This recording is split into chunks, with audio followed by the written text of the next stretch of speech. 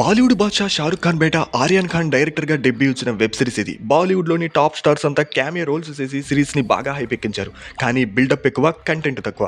Plot line వచ్చేసి first మూవీతోనే పెద్ద star అయిపోతాడు అస్మాన్.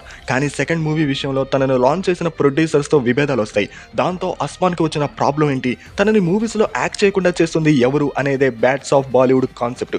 'కిల్' మూవీతోనే తన స్టామినా ఏంటో ప్రూవ్ చేసుకున్నాడు లక్ష. ఈ సిరీస్ చాలా ఈజ్‌తో చేసేసాడు. బాబీ డియోల్ మళ్ళీ నెగెటివ్ రోల్‌లో ఇరగదీశాడు.